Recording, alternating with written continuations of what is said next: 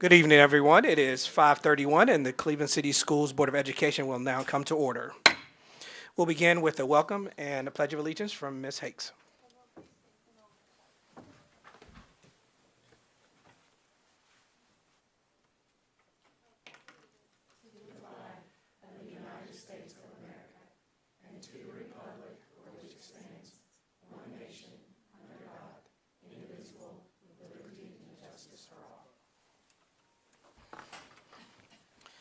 Thank you, Ms. Hakes.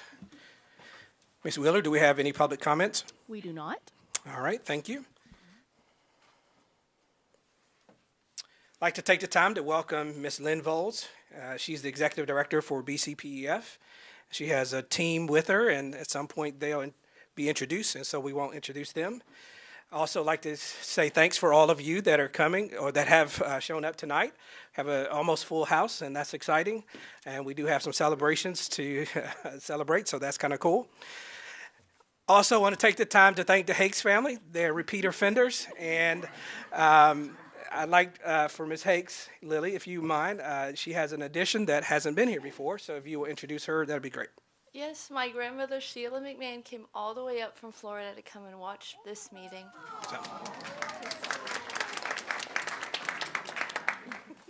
All right, a couple comments I want to make. The Cleveland City School Board of Education is committed to providing a high-quality education to all students and to working collaboratively with the community to achieve this goal. As chairman for the Cleveland City Schools Board of Education, I'm committed to running an orderly meeting, an efficient meeting, and treating everyone with respect. Board members will be provided equal voice for all matters and should communicate through the Director of Schools for addressing his staff. Here are a couple reminders for parents in the community. Board of Education policies can be found on the clevelandschools.org website. When there, simply click District, Board of Directors, and select Board Policies. Our meetings are not public forums. However, the board has made accommodations for a city resident, a Cleveland City Schools employee, or a parent guardian of a Cleveland City Schools student to address the board via a couple different ways. Those ways outlined in the School Board Policy 1.404, which includes two options along with the requirements listed. Those requirements include appearing before the board via pre-meeting request and addressing the board on agenda items via same-day request. All right, we will move to the consent agenda. Board members, are there any items on the consent agenda that you would like to be removed for further discussion? All right, I'd like to entertain a motion for accepting the consent agenda as presented. So moved. All right, we have a acceptance by Coleman and Ingram.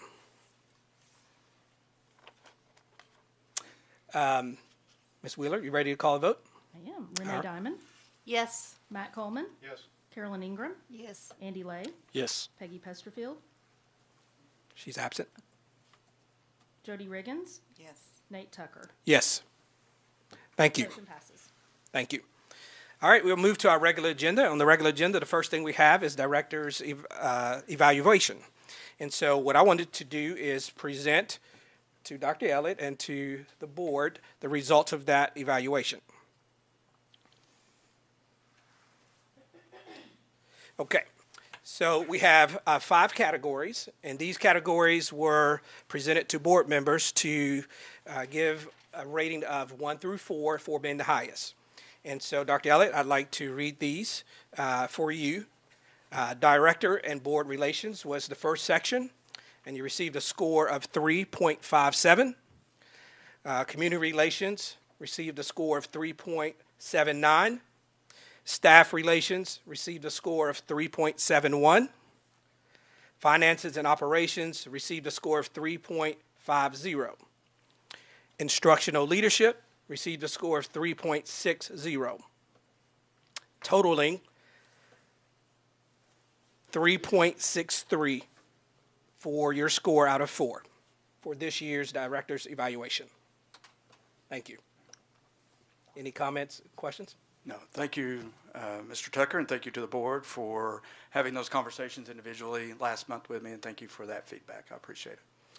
And with this evaluation, I would like to entertain a motion to accept it as presented. So moved. I'll second. We have Mr. Coleman and Ms. Diamond. You ready for a call to vote? Matt Coleman, Yes.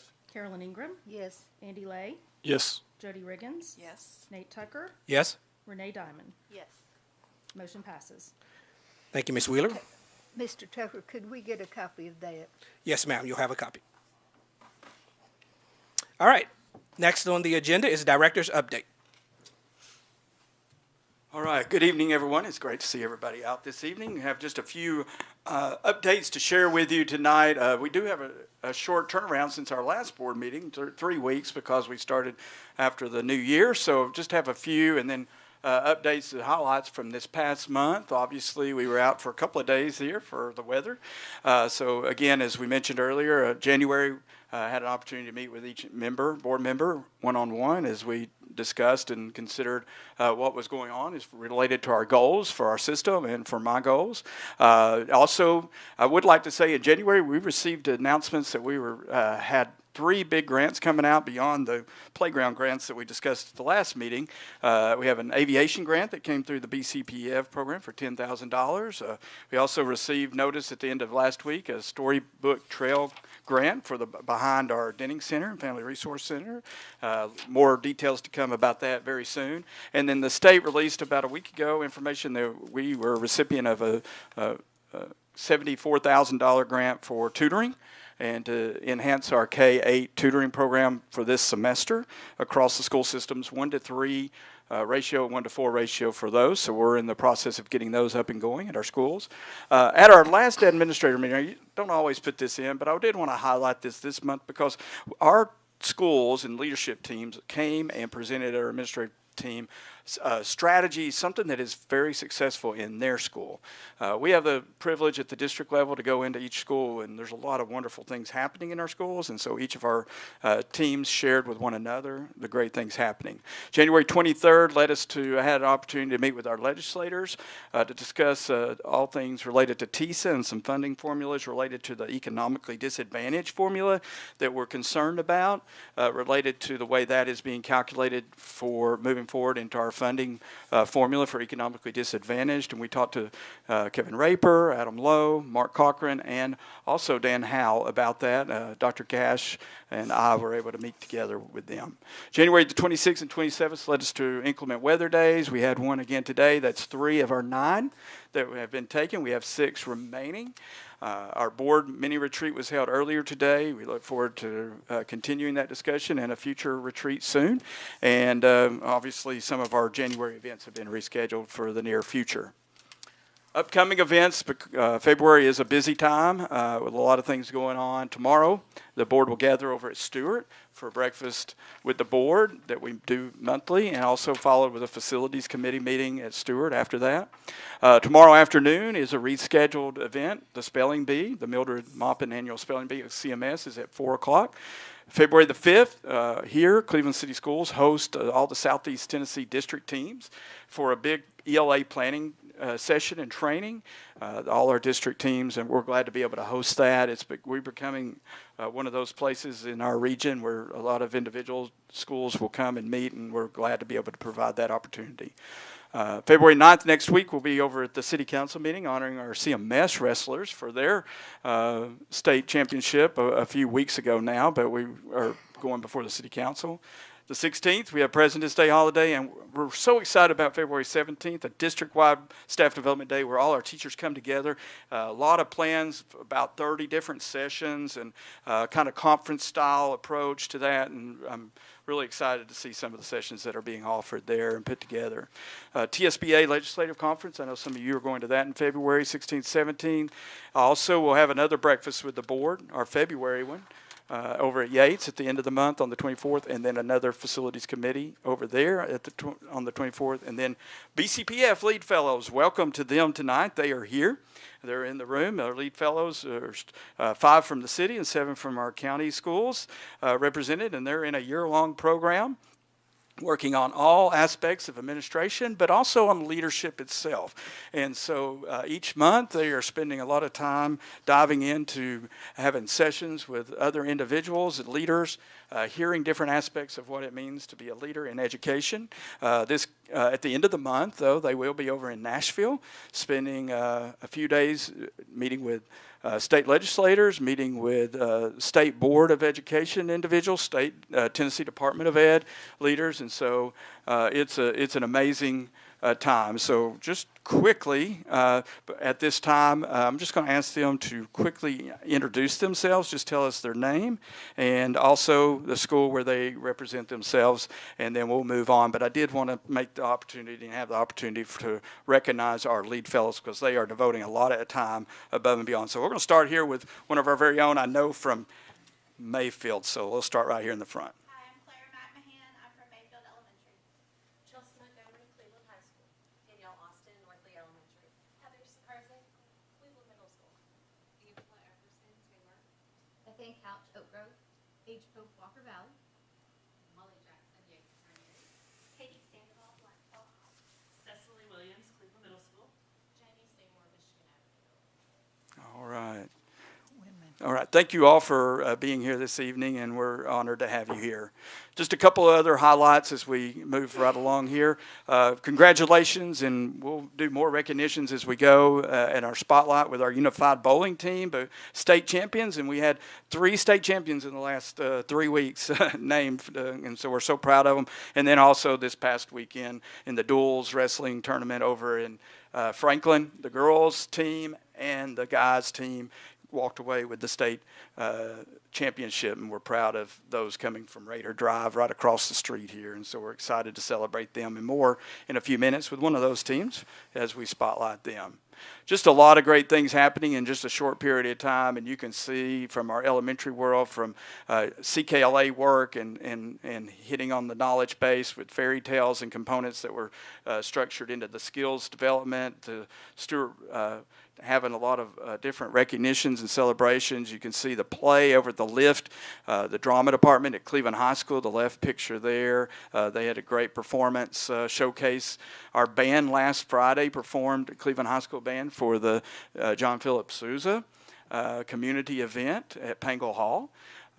There's just so many great things happening. At the bottom, you see the winter court picture at Cleveland High School last week, and so many opportunities. We have Rowdy Raider and Mr. Kate Kaiser's program visiting the schools, and 100 days of school celebrations, and so a lot of fun things happening in our schools in just a short period of time. Also this month, I do want to recognize, and this is on our spotlight, and we will get to that in just a moment, but I do want to say thank you to our school board for all the leadership and the vision that you have, and the vision forward, moving us in the right direction as a school system. And this has been, last week was a celebration of our school board members as Board Appreciation Week. And so tonight during our spotlight in just a few minutes, we will talk a little bit more about that in just a few minutes. So thank you for your leadership. And that's my update for tonight. Thank you, Dr. Ellett. Board members, do you have any comments or questions? All right, we'll move to the next agenda item, which is Spotlight. We have 3 things on that agenda item. So, Dr. Ellett, I'll turn it back over to you. All right, our first spotlight is back to that state championship recognition. I'm going to ask our athletic director over at Cleveland High School to come and bring us up to date, and so we can make some appropriate recognitions.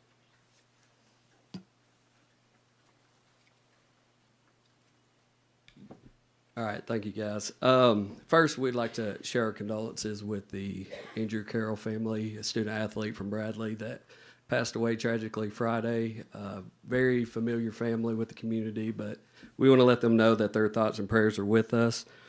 But tonight is a special night. We're here to recognize a team that reminds us why we do what we do in education. Our unified bowling team represents opportunity, unity, and the belief that every student deserves a chance to compete, to be seen, and to be celebrated. Like our friends in the county like to say, in the words of Dr. Cash, we like to win. At Cleveland City Schools, we feel the same way. We just prefer to finish the job with championships.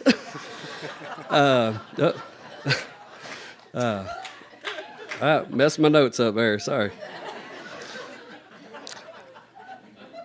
At this time, I'd like to recognize our coaches, Coach Archie Crossland, Coach Seth Lamagna.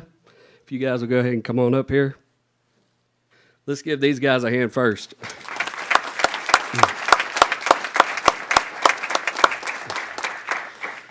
So, in just the 3.5 years I've been here, Cleveland High School has earned 13 team championships, along with numerous individual championships. As the first high school in this county to start a unified bowling team, they accomplished that same goal in the very first season. With the leadership of these two guys right here and the outstanding efforts of bowlers Eli Bolin, Cam Garcia, and Jackson Jones, this team set the standard right away. At this time, if these guys would come up here and let's give them a hand.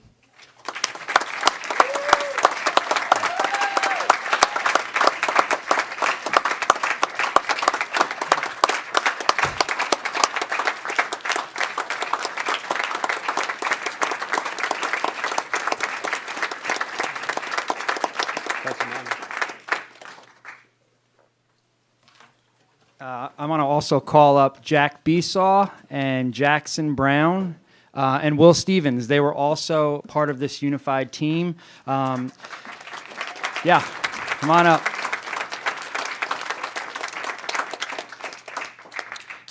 Getting to coach this team with Coach Crossland has been probably one of the greatest joys of my coaching career so far. I'll let him do more of the talking, but seeing these guys and the camaraderie and seeing them care for one another on the level of competition that we saw, not just through our regions, but up through state, I love it when people look and keep saying, man, Cleveland is doing great things, because we really are.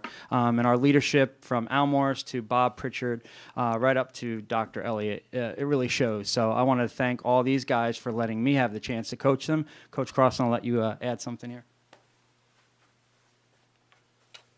Guys, I can't tell you how proud of you. I'm just really proud of every one of you. You put everything out there. You went out and you tried your best. It's just a great opportunity. Coach Lamagna had already had these guys included in the regular bowling team, and we had an opportunity to highlight the guys' abilities with this unified bowling program, and we took it all the way to state. You know, hey, somebody's got to be number one. Why not us? That's right.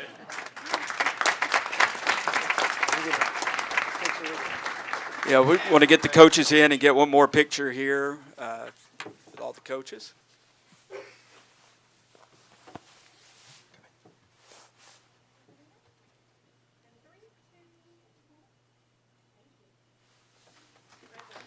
Thank you, guys. Congratulations, and thank you for representing Cleveland City Schools so well.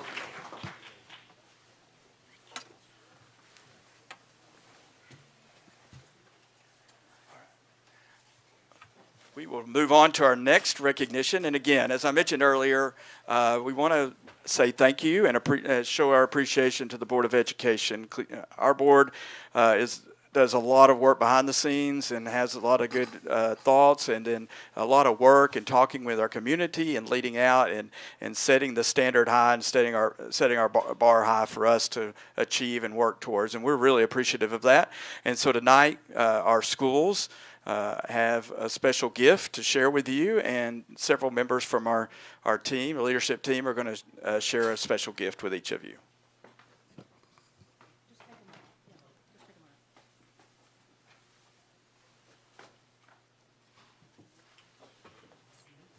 Thank you, thank you, thank you. It's like Christmas. Thank you. Hey, Michael, 3 of those were Yates kids.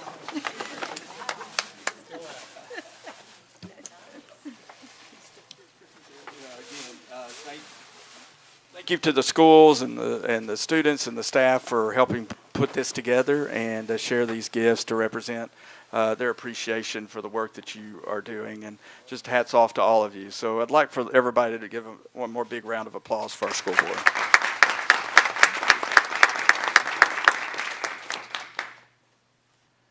Next, our third spotlight and last spotlight for our evening is our school spotlight. And this month is Stewart Elementary School. We will be spending some time there tomorrow. We're looking forward to that, but I've asked Ms. Bradford to come and share a spotlight about Stewart tonight.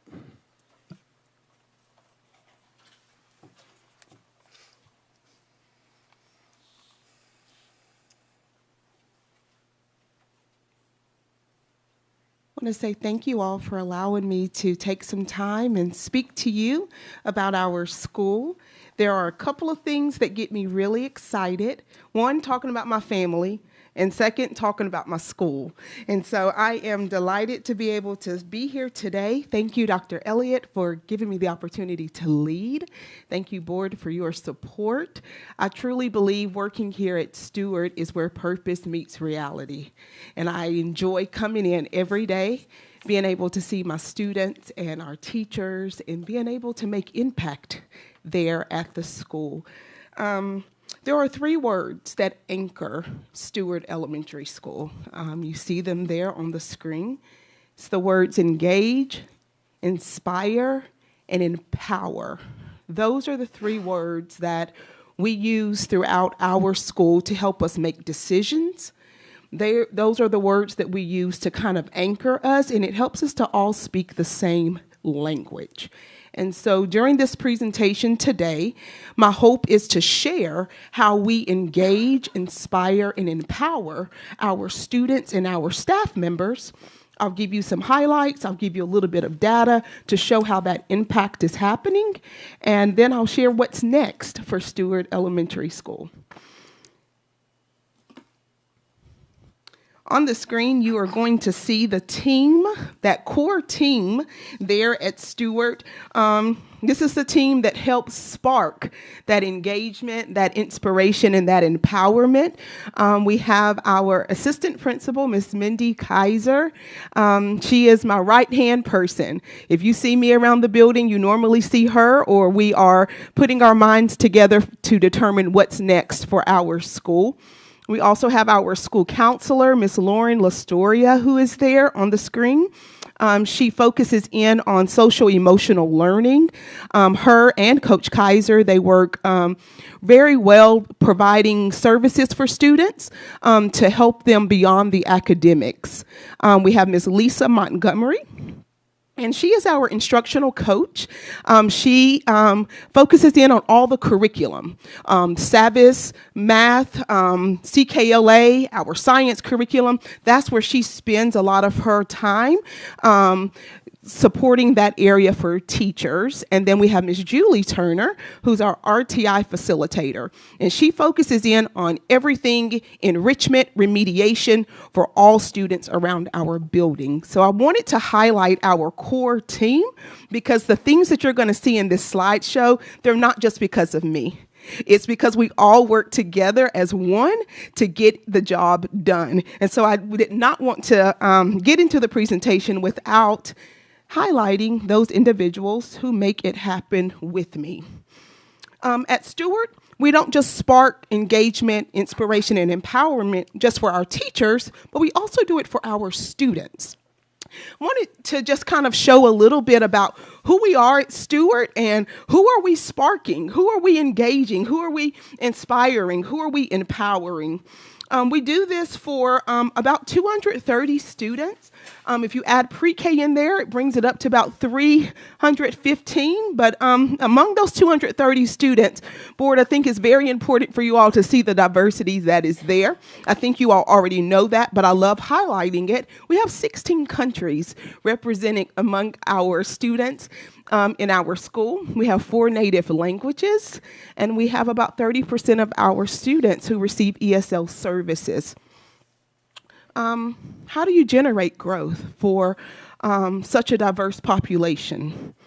How do you generate growth for a population that you have about 36% Hispanic and about 34% white or Caucasian? How do you generate growth of such a diverse group? I believe that you first have to believe that you can generate growth. I believe that that's where it starts. If you just can believe, then that is your jump start in making it happen. And so I want to share with you how this has become reality at our school. I want to go in first and talk about how we engage those within our school. I believe it's important to focus in on the right work. I don't know how many times I've stepped in a classroom and I see students, they're working. I see them got their pencils out and they're looking at the teacher. But y'all, there are times where students can be working, but they may not be engaged in the right work. And I put this quote here: when we engage students in the right work, we don't just fill time. The right work shapes our direction, our purpose, and our outcomes. We sat with our teachers. It must have been last school year, and we began talking about a particular group in our school. They call it BHN. It stands for Black, Hispanic, and Native American, and also our ESL population. And we began talking about what is causing this group of students not to be engaged. What's causing disengagement? And teachers began to share with me, they said, Mrs. Bradford, we're digging into the topics, we're digging in them, but the students, they have very little background knowledge to understand it. And I said, well, what are we going to do about it? And so we began implementing Explore Days at school. And these Explore Days give students opportunities to dig into the topics before we actually begin to teach them.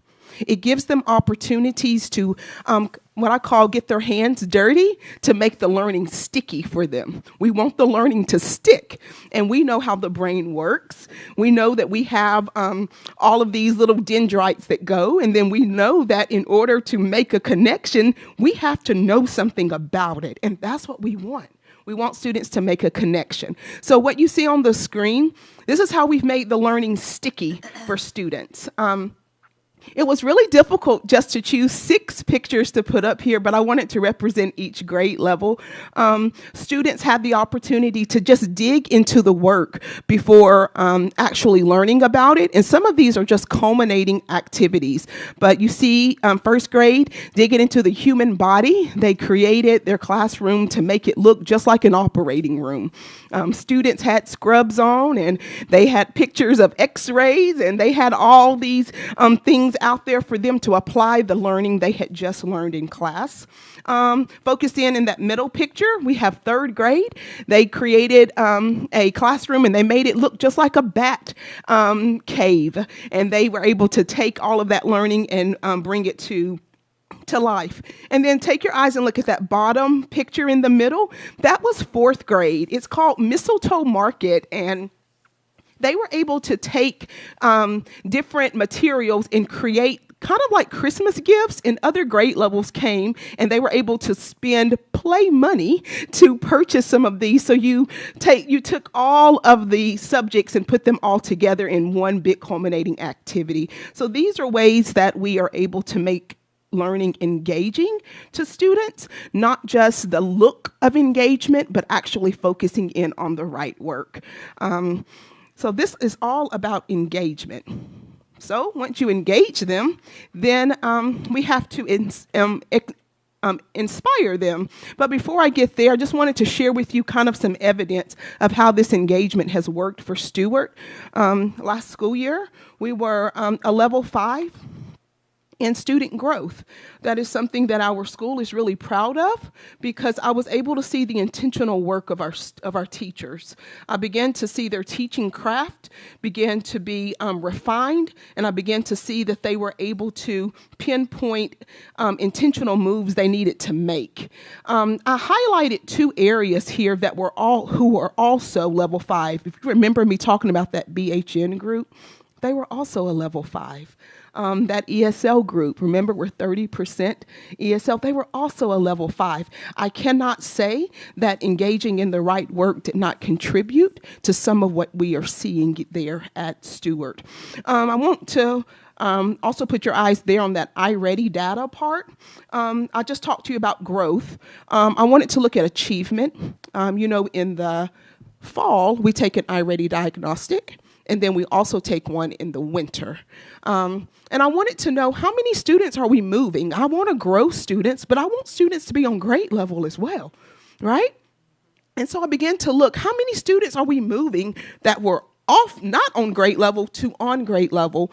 In ELA, we were able to add 25 more students here at this midpoint who are now on grade level, who were not at the beginning of the year. So that's not 25 total, that's 25 additional to where we started. And then in math, we were able to move 37 more students on grade level. I cannot not say that this is not because they are not engaging in the right work. I want to talk a little bit about inspiring our parents and our students.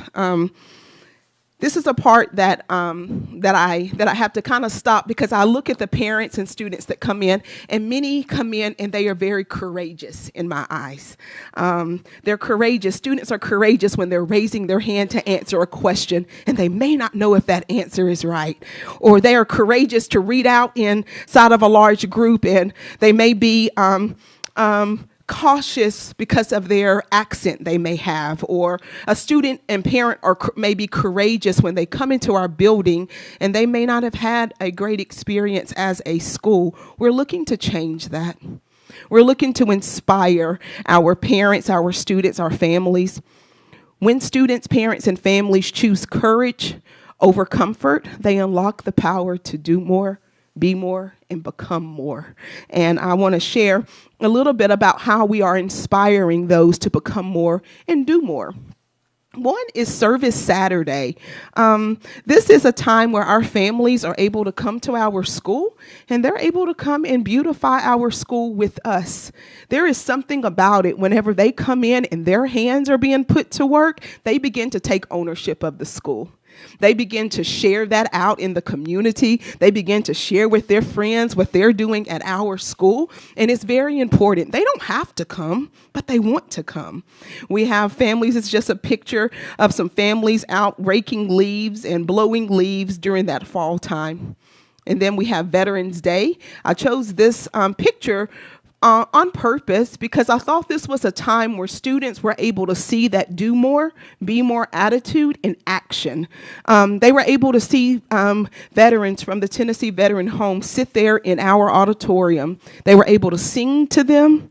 They were able to see that service sitting right there before them. And it was very impactful for our students. They went up, they shook hands, they were giving letters and pictures they had drawn. They were sharing, oh, we just learned about that war in our CKLA class, and we had a person who had fought in that war sitting right there before them.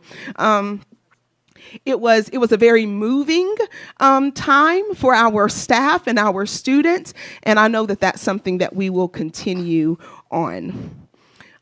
This next slide, I know that it's kind of small and you all may not be able to see that, but I wanted to pinpoint how many of our parents are coming into our building? Like, how many are taking ownership and coming in to be there when it matters? And I just want to highlight some of the things. Remember, I shared with you how many students we have in total at our school.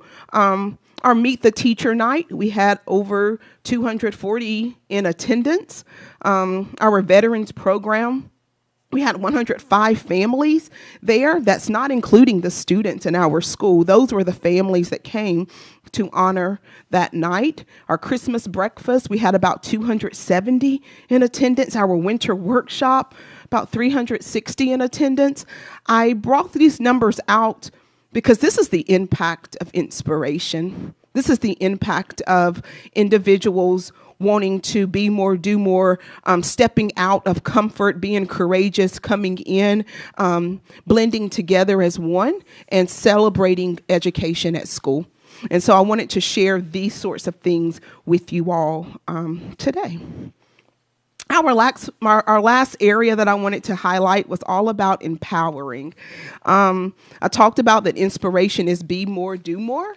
But empowering is believing that you can do more and be more. And I kind of think of that as being be more, do more, even outside of the four walls of our school.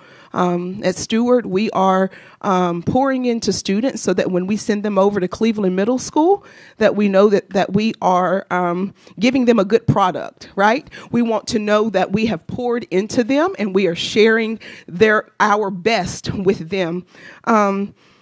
And I wanted to share a little bit of how this empowerment happens. We empower them to live lead worthy. Every morning we have a morning announcement, and we all meet together as a whole school on a big Google Meet. And we talk about lead worthy traits like kindness, that is this month, respect, self-control, empathy, self-direct. How does that look in your life? How does it look in school? How does it look when you're on the playground? What does it look like when you're at home? And that's where I believe that empowerment comes, because when you can do it in a classroom when a teacher's standing over you, the impact is whenever you do it, whenever you're outside of your four walls and you begin to see it replicate like that. And so I just kind of wanted to give a little bit of data to show how that empowerment happens. One lead-worthy trait that we share is all about responsibility. And we put the responsibility on students to get to school every day. We want to see them. And we are seeing a increase in our students and them being at school each day, even past the last school year. So right now, our 30-day attendance percentage is 92.3, and that is up from last school year. And around this time last school year was about 90.4. Our year-to-date attendance is 93.2, and last year it was 92.7. And our chronic absenteeism, that has decreased. It was at this time last school year about 25%, and at this time it's 20. And so you can see that children, they're coming to school. They want to be in our doors, and it's not that responsibility just on our students, but it's also their parents getting them to school each day. They're calling. If they're not at school, they're calling, and they want us to know why they're not here at school. And then the last thing that I have up here, I chose 3 sentences from a Capturing Kids' Hearts survey. And this survey was given to parents, it was given to students, and it was also given to our staff.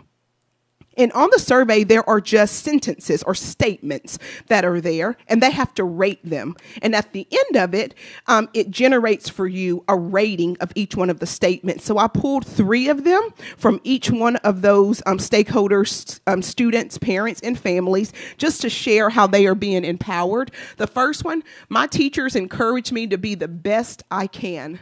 That one received a 4.5 out of 5, and that was right up there with the national average with Capturing Kids' Hearts.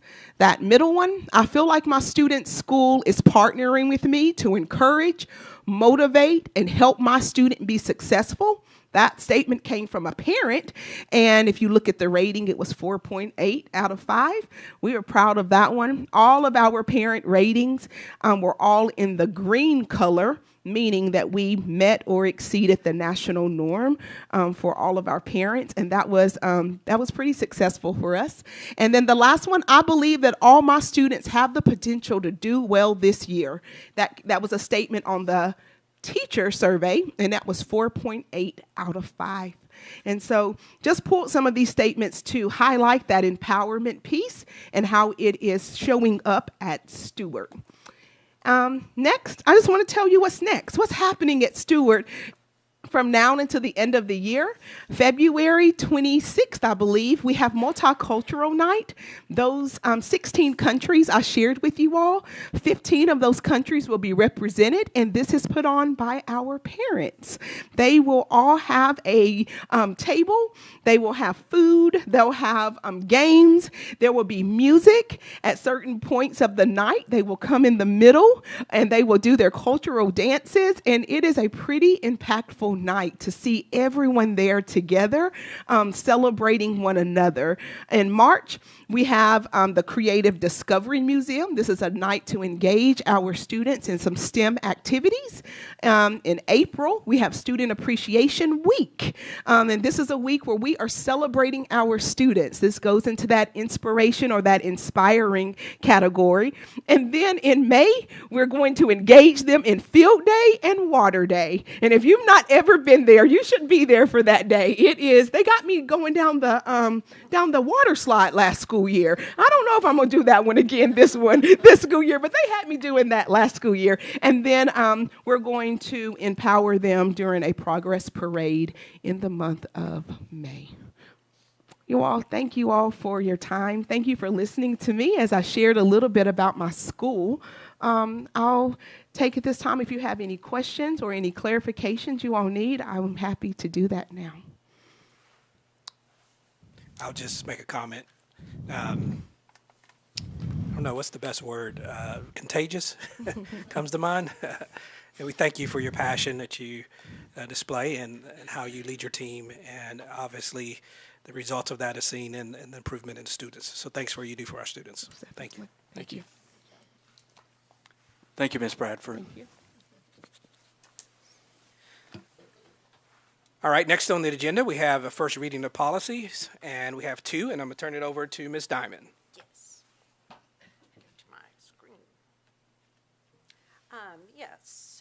So the first policy that I'm bringing to you for consideration is 5.100 for personnel goals. This is more of an HR policy. The edits to this in the first bullet, I would say, is just to maybe move the voice to a more active voice in our hiring processes. We also removed line item 3, setting goals for educator diversity. We were required to do that by the U.S. Department of Education. They notified educational institutions in February of 2025 that if they receive federal funds, they must cease using race preferences and stereotypes as a factor in hiring. So those are the main edits on that policy. The second policy is 5.118 on background investigations. What we're doing is putting into policy the procedures around our RAP back program, which does background checks for folks that are employed or in some way working with any of the students in our system. Any questions on these?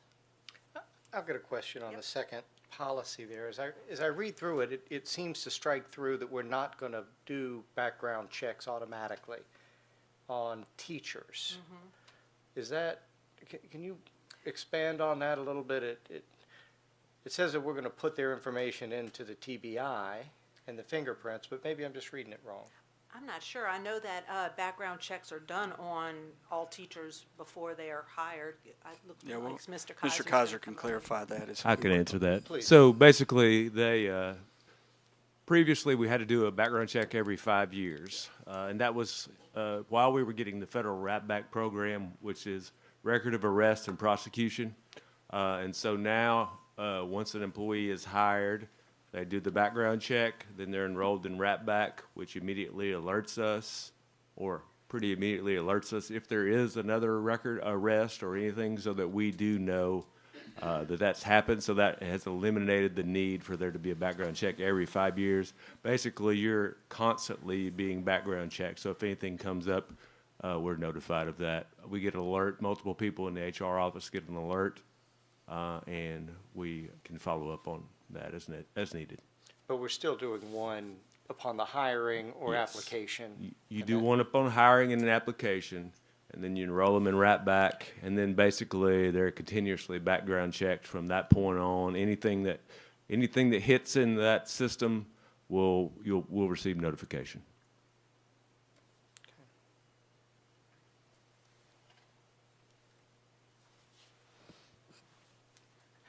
Just the way I read it, it just says that we're going to enroll them into the RAP program.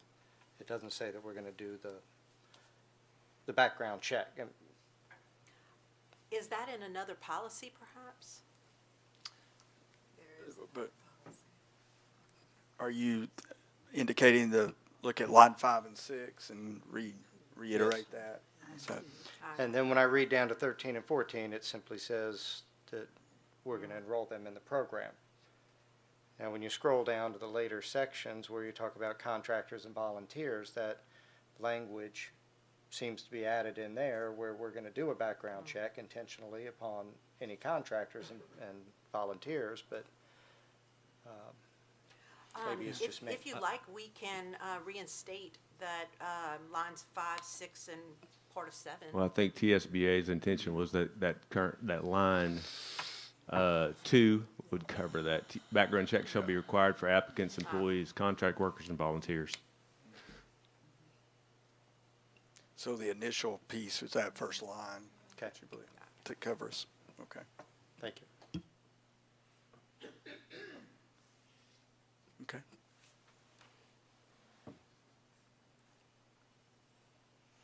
So I'd like to make a motion that you accept these on first reading. Ms. Diamond, can you restate that with the addition? Yes. I would like to make a motion that we edit 5.118 to, is that what we were going to do, or did we say that line 2? I think we believe that line 2, after we looked at that, Yeah, will line cover 2 us. took If care of Mr. that. Coleman's okay with that? Yeah. Okay. So we have this motion. Oh, well, I'd like to make a recommendation that, Thank you. Let's clarify that. All right, so we have a recommendation for policy 5.118 with the addition that's communicated by Mr. Coleman. And we also have the policy presented as is 5.100.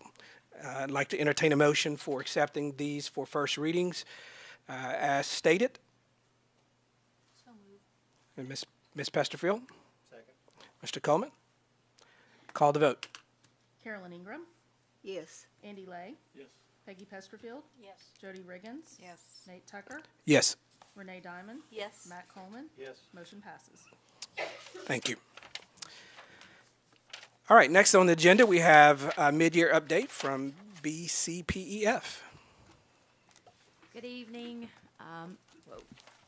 I'm Laurie McNulty. I am currently the vice president of our board for BCPEF. That's the Bradley County and Cleveland City Schools Public Education Foundation. So we are celebrating 22 years partnering with Bradley County and Cleveland City Schools.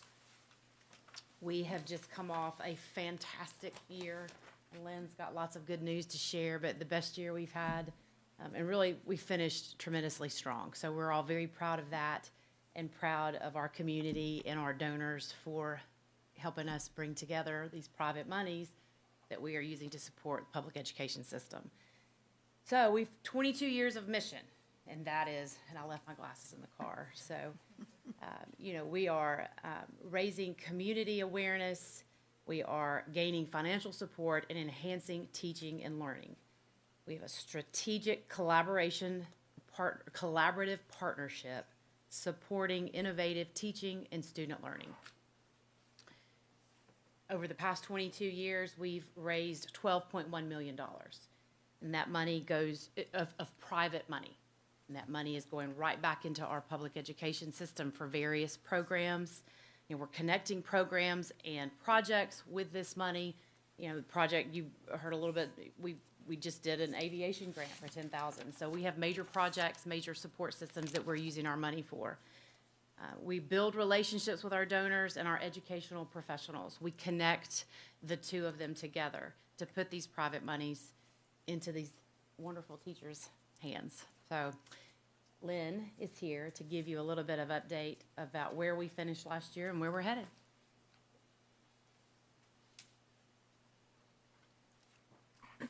Thank you, Lori. BCPEF has an incredible executive committee at this point. Lori is, as she said, our vice president. Chris Anziano is president, and Bill Martin is treasurer. We are 16 members strong, and a very, very committed group who believes in the importance of public education and believes in the critical piece that it plays in a strong community. And I don't say that lightly. Everything we do is oriented to that. Lori mentioned our year end. We operate on a fiscal year just like the school system does, so July 1 to June 30.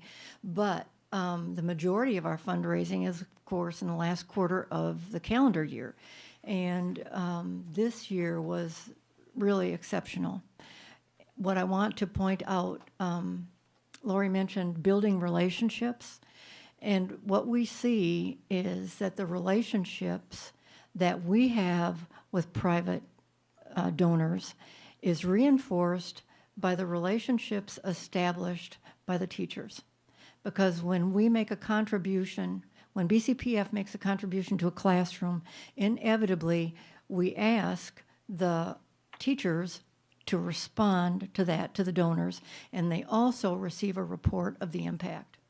And I've had donors tell me, the thank you letters are wonderful, but receiving the report of what was done with my money, I can hardly believe it. And so, you know, I could tell you specific stories, but we'd be here till 8 o'clock, and I don't think you want to stay that long. So just believe me, and you know us. I'm preaching to the choir here because this Board of Ed is wonderful to work with, and you know us well. But we have some very exciting stories to tell about contributions we received and ultimately what the impact will be. Okay, thank you for making that move because we need to move on to this slide. Total year-to-date support, and that's fiscal year, so that's about 7 months now, is $500,000. We've gone over that 493 that I have there, but where is this money going? Well, teacher grants, we have $66,000 out in teacher grants, and those are grants, as you know. The teachers write the program, they write the process, and they ask for that support, and it's a competitive process. The LEAD Fellowship, thank you for introducing them, Dr. Elliott. Each year we've had, the first year, this is the 4th cohort, and each year this has been supported by 2 private foundations. And jumping ahead a little bit, we have received confirmation of support for the LEAD Fellowship from one of these foundations for the next 4 years. They love the impact that it's having. Telemedicine, $68,000 this year.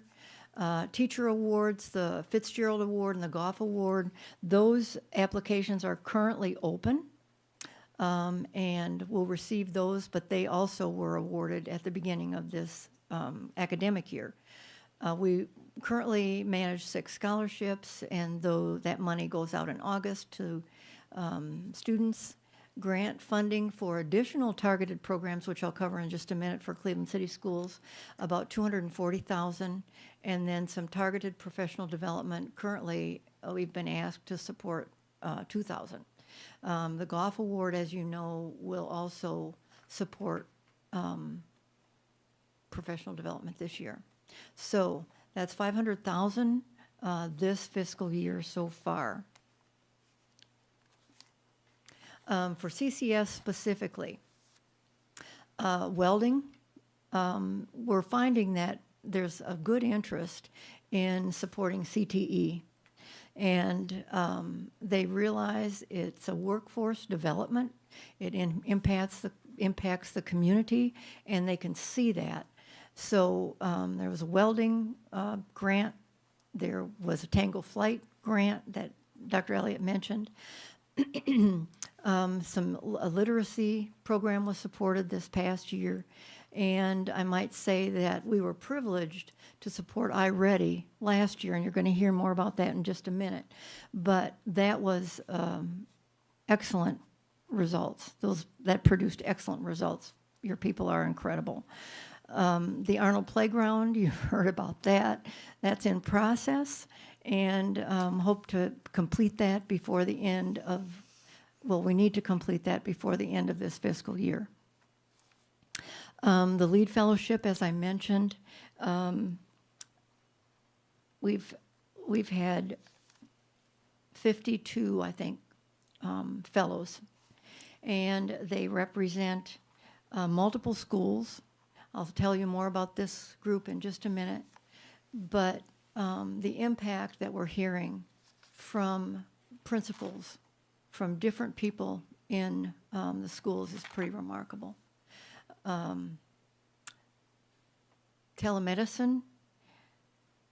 This year, as you know, there's telemedicine in every single school. And Laura Davis and Tabitha Payne are an amazing pair of go-getters. They collaborate and have just had a tremendous impact on the health care of both students and staff. This year, to date, last week, as a matter of fact, there were 723 telemedicine visits offered, 431 completed. That's a high of all time, high. And I want to mention that our partnership with Ocoee Pediatrics is remarkable. Angela Coates was a graduate of Cleveland High School. She is a nurse practitioner. She owns Ocoee Pediatrics. She and her husband own that practice, and he was a graduate of Bradley Central. They are committed to this community like nothing I've ever seen. And that has been transformative to the telemedicine program. United Way, I can't commend them enough. They have supported this since 2014, and it has enabled us to bring this service to every single school in our two-system community. Teacher grants, there are 10 this year for Cleveland City Schools, and it reaches 7 schools, 28 teachers. And what we're seeing, I wanted to mention this to you, is that instructional facilitators in the school are really have an impact on the collaboration of teaching teams. And when we initiated the team grant, we thought we would see more impact from those grants. We didn't begin to realize the impact we would see. When there's collaboration and cooperation in a teaching team, the impact just is, the trajectory is straight up. So we're really glad to see that. All right. This LEAD fellowship, this group, as I said, is the 4th cohort, and 11 schools are represented.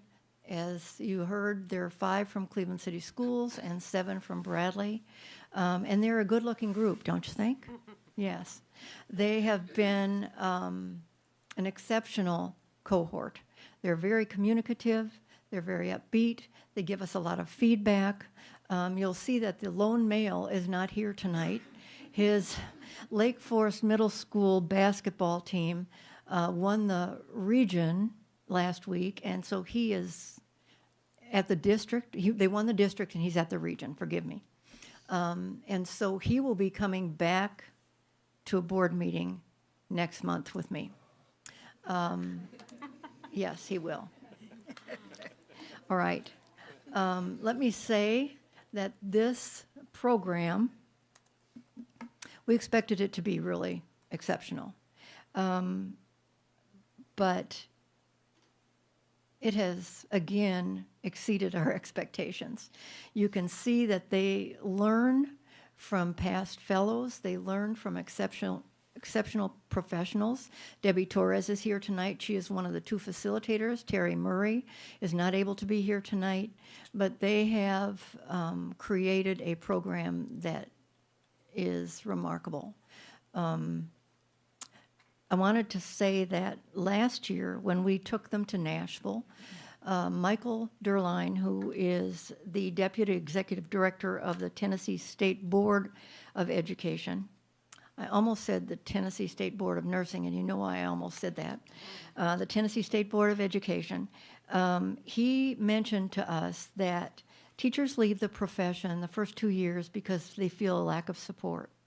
They leave 5 years and later because of culture in schools. And we all looked at each other and said, that's not going to be the case in Bradley County and Cleveland City Schools. And we have found that the LEAD Fellowship has had an impact on the culture in the schools. The leadership, the principals that you have in place, the assistant principals that you have in place, create a culture that welcomes leadership, that welcomes input, and we're hearing that weekly. And so I commend you for that. But I do know that this fellowship changes perspective on the decisions that are made in schools, on what leadership is doing. It broadens and deepens their understanding.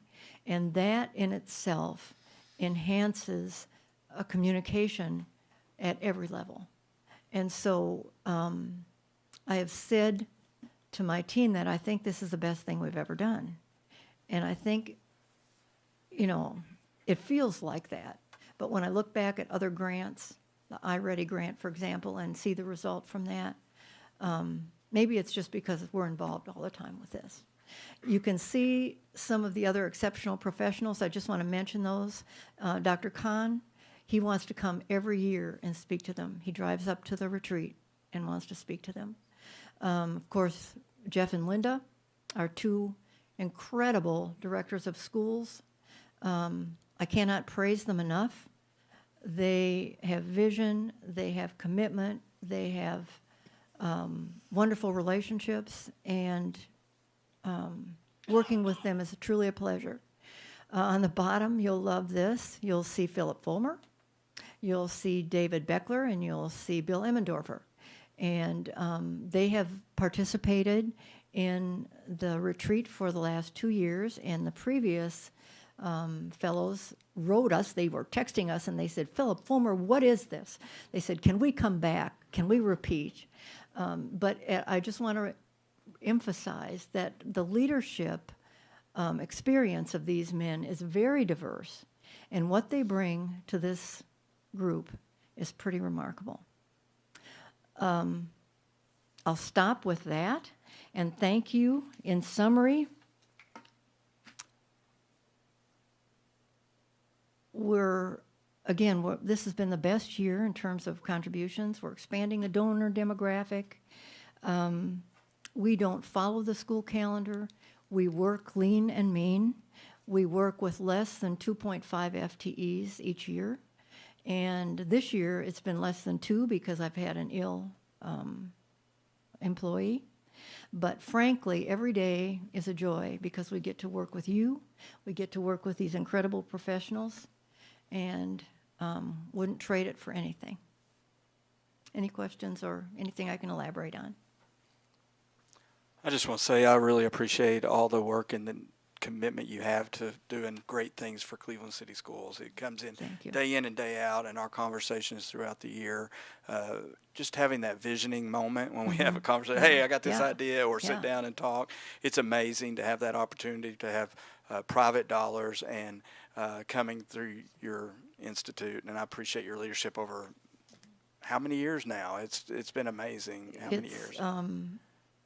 Well, for me, it's 15. 15 years. And it's 22 for the organization. But 15. working with you, you've been a great partner with us, and thank you. Thank you. Thank you. Thank you.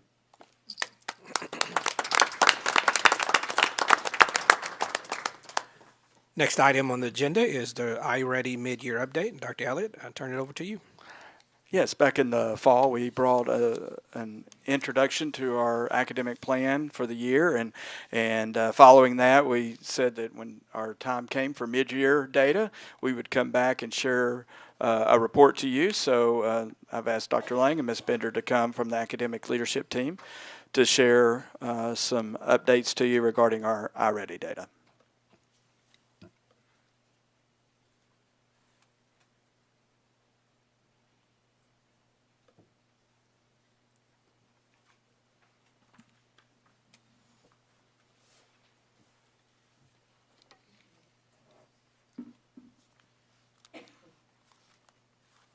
All right, if we can go to the next slide, please, Dr. Raper. Thank you. Oh, I see, I have it here. Today's update, we're going to talk about instructional strategies going into student outcomes, because we measure both growth progresses in fall and winter with iReady, and this is our testing program for benchmarking K-8. And so what we're looking at is growth from fall to winter. Okay, we look at ELA and math in iReady, in early literacy and third grade reading. This was one of our goals that we were working on, and the strategic priority was to improve third grade reading proficiency through early intervention and strong Tier 1 instruction. The primary grade reading growth is outpacing the upper grades, so we're really proud that we're laying that strong foundation. Foundational skills is extremely strong, and it's showing really great gains. And the continued early literacy focus seems to be the key to our long-term goals, with an emphasis in first grade reading. The takeaway we got from all of this work so far is that early intervention strategies are working, and they must remain a district priority.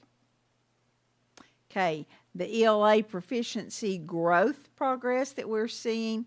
Another goal that we had was to increase district-wide ELA proficiency through intervention, expansion, and data-driven instruction. We've seen strong growth. Students who began below grade level are demonstrating strong academic growth patterns. 8th grade is showing significant growth. The challenge that we have is, despite our growth, overall proficiency remains below the state and national benchmarks. We have a special emphasis on first grade, 6th grade, and 7th grade ELA currently.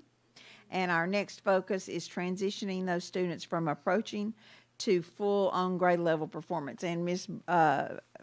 Bradford, thank you for sharing that. You were a perfect segue for us. So the takeaway that we had after reviewing some of this data is that growth systems are effective, but continued focus on grade level instruction and mastery is required for us to continue showing great gains. For our math progress in iReady, what we're finding is our district growth shows steady improvement from fall to winter. Intervention efforts are successful in helping our struggling learners to accelerate their understanding of the core concepts. But what we're finding is we need to have a focus on our math, especially at the 6th grade level, and this requires stronger Tier 1 instruction and targeted supports to close the proficiency gap. However, this progress is occurring. It is slow that we're finding our growth. However, we need to make middle grades math a key improvement focus, and 4th grade math as well. The way that what we're doing with our focus is we're looking at the impact of coaching and professional learning. And I think Ms. Bradford really helped us out once again by explaining some of these things before that we started talking about how her leadership team, which includes her coaches and her professional learning coordinators, are starting schools. Our kids are starting with lower performance levels, but they are showing growth patterns. And this growth that they are showing is due to the effectiveness partially of the coaching cycles and the PLC structures. So the coaching that we have and the structures to look at data are some of the things that are key focus whenever we are looking at our progress. We are finding that our English learners are demonstrating growth rates comparable to district averages. So that means this is validating what we are doing in our language support systems. However, with special education, these students continue to show progress on our iReady data, but at slower rates. So additional differentiation is required or focus to help our students who are designated as special education students. So the takeaway from that, of course, is our language supports are effective, but our special education acceleration requires further focus. We work hard on data-driven instruction. Our principals have worked on this data. Our teachers have worked on this data. Our teachers are setting goals. Our principals are setting goals. So data becomes more of a daily instructional tool rather than just look at the data and it's over. We need this data to continue growing. We are utilizing in math, for example, Magma Math, plus, as Dr. Elliott mentioned earlier, our Innovative Tutoring Grant. And what we are really excited about our Innovative Tutoring Grant are the ratios that we are required to use for tutoring as set forth by the state as 1-3, which is 1 teacher to 3 students in elementary school and 1-4 in middle school for intensive tutoring. And that was starting this week. So we're excited about that. So we are using that strategic use of data to produce measurable gains across the classroom. So what we're looking at is what is working well. Early literacy acceleration, intervention, coaching and PLCs, and targeted student growth support. Areas that we know from looking at our data from iReady is that we have continued focus on ELA performance in grades 1, 6, and 7, math performance in grades 4 and 6, stretch growth for high performers. And let me explain what stretch growth is for those not familiar with iReady. What this does is our program will determine how our students are doing as in typical growth, no growth, or growth that is expanded more so than typical growth. This is called stretch growth. And so we always want our students, whether they are low performing, high performing, to continue to grow past what is projected for them. And that's an area for continued focus, as well as our special education acceleration. So in summary, we are seeing steady academic improvement.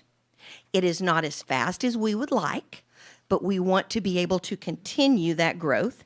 We are looking at things that we are doing to see that we are having specific, measurable instructional impact. We want to continue to focus on instructional coherence, coaching, PLCs, setting that data, looking at the data we have so that we can achieve our long-term goals. Do you have any questions? Board, do you have any Thank questions? you for what you do. We appreciate it. We I appreciate understand you. great. Thank you for letting us do it. That's right. We enjoy it. Thank you for following up and sharing this update with us, and we'll continue to look at the data. And again, I want to thank our Ms. Bender and Dr. Lang. They did lead our principals in a good professional development related to this just a couple of weeks ago as they dug into their school-related data that matched up with this district data. So thank you. Thank you. Next item on the agenda is strategic plan focus, and the topic is transportation. So Dr. Elliott, I'll turn it over to you. Okay. Our focus tonight is on transportation, and Mr. Taylor, our Director of Operations, I'm going to pass this over to him as he will share an update on our technology and transportation piece that coordinate together there this year. First off, you know, I'm very fortunate. I get a lot of accolades and all with the school system, but the truth is I have people like Valerie Mack who are actually behind the scenes making everything happen. If you're in our school system, if you've been a principal, assistant principal, you know that this lady is incredible in the job she does. So I wanted her to come up and help out with the slide because she does day to day. We're there, we're working. I can't get anything done without Valerie, just to be honest with you. And so I want the person who's actually behind the scenes getting the credit for doing the work in our transportation department tonight. So with that, we'll move on here. The general statistics, I'm going to have to look at this screen. You'll have to forgive me. I can't see as well over there. But you see we have 37 bus drivers, 3 van drivers for homeless and foster care students. You can compare it to the 21, 22 numbers. I won't go through every line. Biggest thing is when we get to the end, we'll summarize it. We have 8 bus monitors. We need 2 right now. We have 2 teacher monitors. We have 34 bus routes, 6 of which are sped. We have no split runs. I'm glad to tell you that's the first time since I've been here and probably first time in 15 years that we've not had any split run. A split run's where you've got 2 runs going to one school, so you got teachers staying before or after and having to wait on the buses. So right now, for the first time in a long time, we have no split runs. We have 3,089 students with a transportation plan. That means they have signed up to ride the bus at some point during the year, whether it's the afternoon, morning or what, some point during the year they've signed on, they plan on riding a school bus. On a daily basis, we are now carrying 2,200 to 2,300 daily riders. That changes throughout the year. It can matter depending on the holidays, how many we have in sports programs, and so forth. We are now driving 1,737 miles every day. When you think about that's every day we put on some vehicles that much, 1,737 miles. That's up noticeably from 1,212 miles. So I will go into that a little bit. You will look up on the first line and you'll see something you hadn't seen before, and that's the 3 van drivers. And I will get to that here in just a little bit, because that's making a difference for us, and that's where some of that mileage is coming.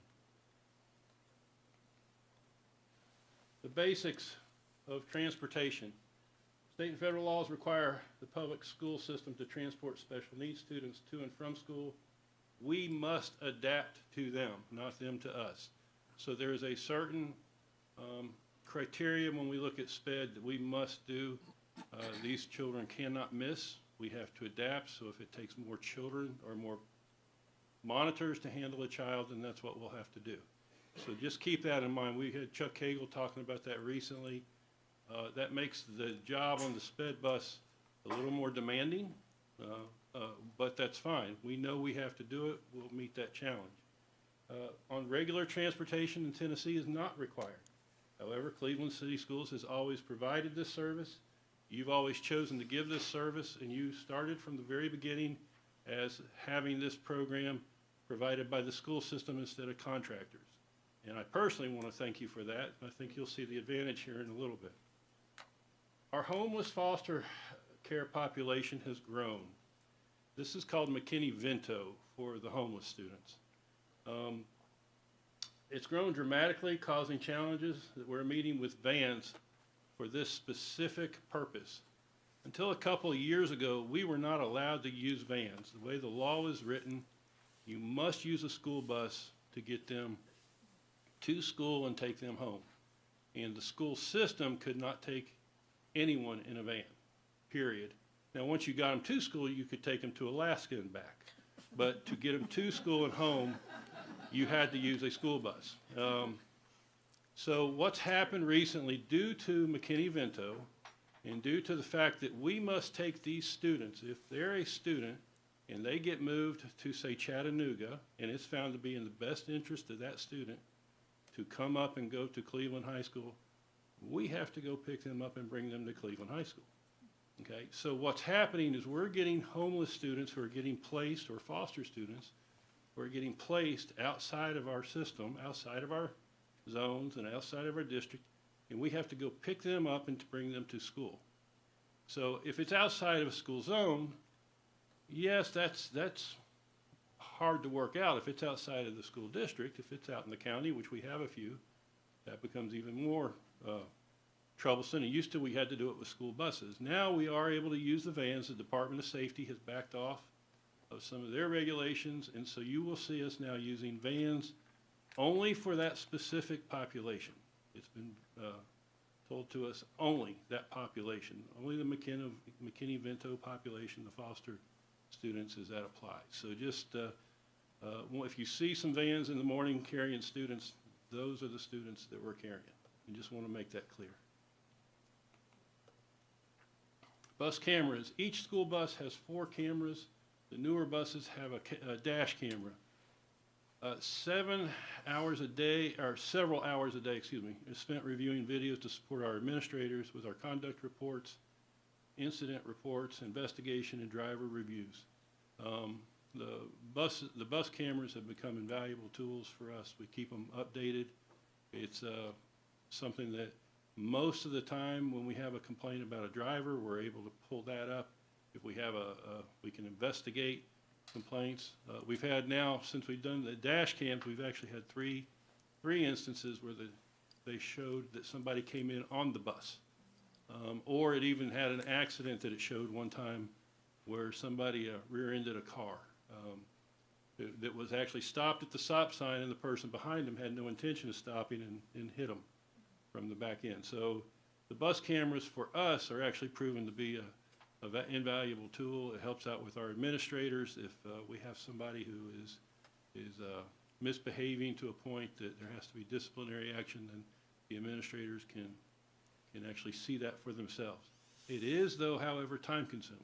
We generally have someone sitting there watching a few hours of video every day that's requested, either through it's a serious enough offense on the conduct report that they need to review it, or it's been requested by an administrator.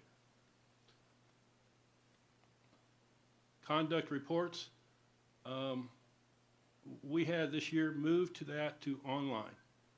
We had Ryan Schwarzenruber volunteered to help us out with that, and he did a great job. And so we now are we're paperless, so conduct reports are being handled online with our principals. I think that's saving time and being more efficient and trying to run across the pony. And time-wise, it's helping us address these issues faster. TransFinder. We've had a company called Transact in the past. Unfortunately, they were purchased and bought out along with another company that did our GPS. We've struggled with them, so this year we're moving to TransFinder. TransFinder is one of the nationally recognized companies. It actually has more bang for the buck. It'll actually be less expensive going to TransFinder, and they have more to give because they've been doing it longer. So we're looking forward to that. I'm going to let Ms. Mack talk to you about this one and about the next one, what all she has to deal with the TransFinder and routing. So like he said, I'm sorry, I'm really loud. We're really excited about TransFinder because it puts a lot of the things that we're doing under different umbrellas. We're now getting under one umbrella. Our routing is going to be more defined. The routes that we have in place now will be able to integrate into the new into this new system that we have.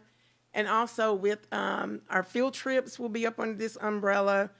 Student notification will be up under this umbrella. So we're really excited about that because it'll just be one place.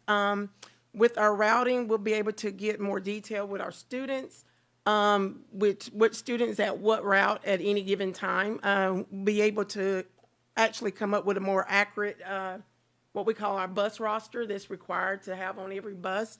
So every student that's assigned to every bus stop, we have their names, their date of birth, and the emergency contact number. So we're super excited about that, to be able to have that. And the parents' notification, that has came in handy. We love that. And we are moving to the GPS system, which is a live feed as well. Our routing software will allow us to notify parents and school administrators of any bus issues causing delays in scheduling.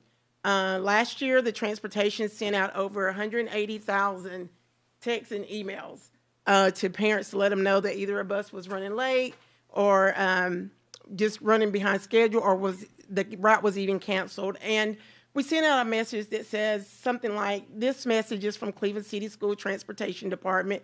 Your student bus is running 15 minutes behind this morning. Please have your student remain at their stop for the pickup." So no matter how late we're running, we will always finish the route. It's up to the parent if they want to stay or take their children on, but we will always finish our route. And we will always send it out to let everyone know it is from Cleveland City School Transportation Department, so they know that it is from our department. And then Bus Patrol, wanted to show you this as we did launch it on the 20th. In only the 6 days that we've had to implement it because we had the weather delays, we had 48 possible violations. Of the ones that were reviewed, 39 warnings were sent on only 10 buses. So when that tells you what's happening out there, I think that speaks to what we're dealing with in transportation and people stopping for stop signs. So we're excited to see how this continues. I think, again, when we put up there technology for the safety of our students. This is moving us in a direction that no one else in the state has done yet. We're the first to put it into place. When you look at this with our routing systems, I will tell you that our routing systems, our GPS, our communications, we in the Cleveland City Schools, we're doing what we're supposed to be doing. we're not spending money on stuff that's extra. This is what we're supposed to be doing as a transportation department. This is what a modern transportation department is expected to have. The bus patrol is new, but the routing system, knowing where every student is supposed to be from the time they get on the bus till the time they get home, knowing who's supposed to be on what bus. Those are from state, the Department of Safety and federal guidelines, best practices. We follow those, and I just want you to know that we're not going above and beyond per se from the standpoint of spending extra. We're doing what we're supposed to do. We're providing that safety, and I want y'all to know that. We get compared to a lot of other school systems, and I don't want anybody to think we're splurging. We're doing actually what we're supposed to be doing for our parents and our students. State and federal requirements. Over the last 10 years, wanted to show you some of the things that we're required to do constantly. Everything in yellow has been over the last 8 years, actually. That's been added to us. The state report used to be once a year. Now it's every 30 days. Bus safety complaints have to be done within 24 hours. Valerie and April handle that. Within 24 hours, they have to send a letter to the director of schools explaining every complaint, whether it's anonymous or not. So we keep an eye. We then put things in the files. If we find something on a driver that we can verify, then there will be warnings, and they will go into the files. And then if someone gets to a certain point that we feel that they're unsafe, we will address that issue with them. Bus utilization request is something we have to do for all the buses that get over 15 years. Yearly state monitoring is something new. They come in every year and they go through our files now and they monitor us to make sure we're following all the state laws that they put into effect. It is shortly after Woodmore. The Drug and Clearinghouse report didn't used to have that. Federal government now requires us to be a member of the Drug and Federal Clearinghouse report. We have to check all our drivers, keep up with them. We have to respond to any request that we have from any other places on the Drug and Clearinghouse. That's a whole nother issue. We now have 4 random drug tests a year instead of 2. Half of our drivers get a random drug test every year. We have a yearly DOT certifications that have to be done. I'll address something with that here in a minute that you just need to know about for information purposes. We have yearly S-class training. We have service training that we do for our drivers twice a year. But then also the state requires that they do S-class training as well, which is another day of training that specifically has to be done. We do it through a video service now, but we also have that as well. Department of Safety driver reporting, that's a constant upgrade or constant turning in information when we get a new driver or we have a driver leave or if we have something that pops up on a license that has to be turned in. Valerie has to constantly provide that information, or April, that information to the state. Again, everything in yellow has requirements now that from the state.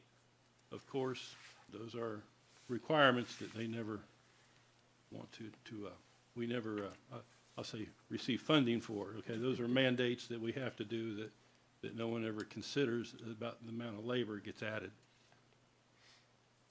Mental evaluation for drivers. I got a couple of things I want to address just so you'll understand what's happening in the transportation and safety this year.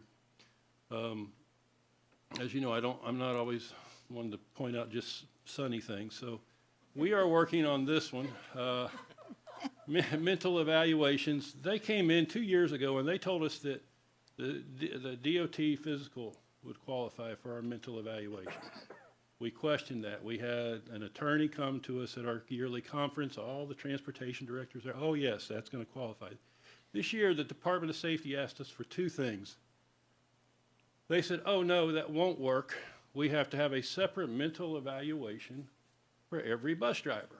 And they had already passed the law saying that you had to sign off on that every year as a school board. So, frankly, I called the State Department and I asked our transportation department with the State Department of Ed, okay, where did this come from? We were assured this was not something that we would have to do, because our person who does our DOT physical says she can't do a mental evaluation. This is not part of what she does, and she says that by law she can't do a separate mental evaluation.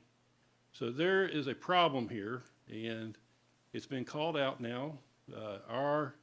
Because of possible things that could go wrong with this law, Tennessee Risk Management has gotten involved. They are talking with some legislatures, and hopefully in this session that's present, we're going to get that changed. I want to make you aware that we are not doing mental evaluations, and that would mean the only people in your school systems that are getting mental evaluations are school bus drivers. And I guess you can imagine what that cost would be if we have to do a mental evaluation of every school bus driver every year, and you can also imagine that there may be other consequences to that action. So we're hoping that that will get amended into law this year. I want to make you aware of that, because you may hear about some of this going forward. Just like I said, thought you should be aware that we're doing that. They also told us, the Department of Safety also told us we had to take all our drivers that had diabetes out of service, and they were wrong. And so we fought that with them in that battle, and we have since been told that they will be retracting that statement at some point. And so we've now got that handled as well. So there is a struggle going on with our State Department in the transportation industry right now, but I would rather you know about it than go to a meeting somewhere and get questioned about that guy in your transportation department at Cleveland City Schools and why he raises Cain with everybody. So hope you don't mind me bringing that up. Hiring new school bus drivers. We have been very successful at hiring new school bus drivers. I put all the reasons on there why, if you want to go back and look at to why we've had to get into really, why you've had to raise salaries. We've done a study a few years ago. We've gotten really good at hiring, but we're still struggling because who we're getting, still, it's a rotating door. We've lost 3 in the last few weeks. I had one turn in a notice today. So while we've finally gotten to enough in split runs, it's still a matter of we had 2 fall last week. And actually a medical, because we either have the challenge of folks that are retired and all the things that go with a senior population of workers, or we have folks that are looking for benefits and full-time jobs. And so that's what we're running into still. I just want to bring this up. I don't think this is something we solve right now. I mainly want to bring it up so that to keep it on your mind for in the future. I think this is, at some point, we're going to have to address this with when we maybe build the new school and we redistrict. At some point, we're going to have to look at how we address maintaining and keeping safe drivers in our transportation department. It's been incredible just to have enough, but we spend a lot of money on training, constantly training new drivers and sending them down and getting them, and then just to have them go somewhere else or have a medical issue. And I'm not going to end it on that. I want to end it with, we love the bus. This is our bus drivers, and this is the bus we bring for kindergarten registration that we bring, Buster the bus. And we want to thank you for your support, and thank you for what y'all do for us. We feel good about our transportation department. And I guess I would ask if you, Dr. Elliott, if he would like to ask for questions. Yeah. Anybody have any questions or comments? Thank you, thank you, thank you. You're welcome. Thank you. I know Valerie. She and I have been worked together many, many years, and appreciate her so much. Thank you. Thank you. Thank you for that report. Yes, appreciate it, and staying on top of all that data and also the new legislative impact we have. So I appreciate that. Thank you. Thank you, Dr. Elliott. Next on the agenda, we have student representatives update, and we'll turn over to Lily Hakes for that update. My mic on. Okay. This is the February update. So winter court last month we had, well, after it got moved a couple times, we had winter court and everybody looked amazing. Even Dr. Elliott's daughter was in winter court and she looked beautiful. And our newly crowned king and queen are Colin Stewart and Kaylee Mejia. Sports, as mentioned before, we have a lot of state titles just at this school. So as before, the unified bowling team won their state championship in their first year as a team, so that's pretty amazing. And then the girls and boys defended their titles, the boys defending their 9th consecutive title, and the girls the 3rd title in a row. Additionally, basketball senior Brock Adegwa was awarded a scholarship at a recent game from the Jacoby Woods Foundation. And in the arts, the musical auditions for the spring musical are February 3rd and 4th, so coming up this next week. And then Renaissance will continue its competition season this month in the Three Rivers competition in Rome. That will be on Valentine's Day weekend, and then up in Nashville at the Music City Show Choir competition at the very end of the month. The band, as mentioned before, just performed at the Lee University Wind Ensemble, to celebrate the John Philip Historic Concert. So that was pretty cool. And some upcoming events. The Winter Dance got moved because of the weather again to the end of this month, February 28th from 6 to 9 p.m. And then Football Cheer is hosting a tryout clinic on that same day, open from 6th graders all the way up to seniors. And then Raider Palooza for incoming freshmen will be this Thursday, February 5th from 5 to 7. Yes, and that's it for me. Thank you. Thank you, Ms. Hakes. Next on the agenda, we have a facilities update, and Mr. Lay, I'm going to turn to you. There is no update tonight. Thank you, sir. Next on the agenda, we have a legislative update, and Ms. Ingram, turn to you. Well, I thought I would have a lot to tell you, but the General Assembly did not conduct business last week because of the weather, so there's still not much going on over on the Hill. But there are two things that I had a Zoom meeting with the our legislator liaison this week, and there are two bills that we are looking at that are we feel are extremely important. One is the voucher program, and I guess our governor tonight, when he gives his state address, he will tell us where we're going with that. But I'm afraid it's not going to be real good for public school, but we'll wait and see. And then another bill that I think a lot of our people know about it. I learned about it on Friday. Is Mr. Rader, one of our legislators, has brought a bill that says that security cameras should be in all special ed classrooms.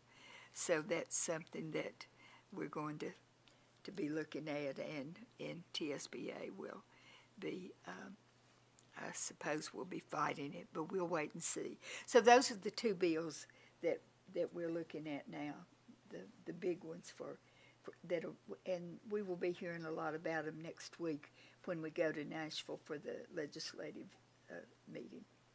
Thank you, Ms. Ingram. Are there any questions, comments from Ms. Ingram? And just for clarification, who's going to the event in Nashville? I'm going. Renee and Jody, I think those are the ones that are going. Okay, thank you. All right, thank you. Next on the agenda, we have appointment of board committee assignments for 2026, 2027. And I'll say before I mention these, going to reevaluate these in the next several months. But for today, I think we'll stick with what we have. Ms. Ingram will continue to serve as a legislative liaison, but also the network representative for Tennessee Legislative for TSBA. And Site Committee, Andy Lay, Peggy Pesterfield, Matt Coleman, Policy Review, Renee Diamond, and Jody Riggins. So any questions or comments? All right, is there any other comments, general comments that you want to share? Speak now, forever hold your peace. It is 7:10, and this Cleveland City School Board meeting will be adjourned.